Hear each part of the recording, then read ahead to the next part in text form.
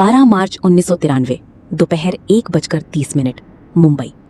अरब सागर से उठती नमी उस दिन शहर की हवा में किसी अनजाने भय की तरह घुल चुकी थी। शहर बाजार की ऊंची इमारतों, भीड़ से भरे बस अड्डों और चमकती सड़कों पर दौड़ती जिंदगी को ये अंदाजा भी नहीं था कि कुछ ही मिनटों बाद पूरा शहर आग, धुएं और चीखों में बदलने वाला है। अचानक एक विस्फोट हुआ, फिर दूसरा, फिर तीसरा। कुछ ही घंटों में मुंबई की धरती बारूद की गंध से भर गई।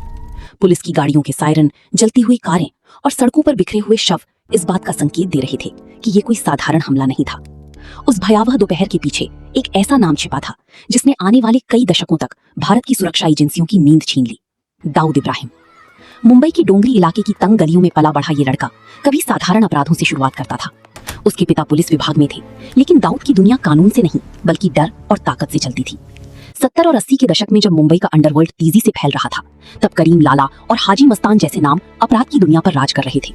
लेकिन उसी अंधेरे में एक नया चेहरा उभर रहा था। दाऊद ने सिर्फ अपराध नहीं सीखा, उसने ये समझ लिया था कि असली ताकत बंदूक में नहीं बल्कि नेटवर्क में होती है। धीरे धीरे उसने तस्करी, हवाला कारोबार और सुपारी हत्याओं का ऐसा जाल बनाया जिसने मुंबई की आधी रातों को खामोश और खौफनाक बना दिया। 1986 दुबई।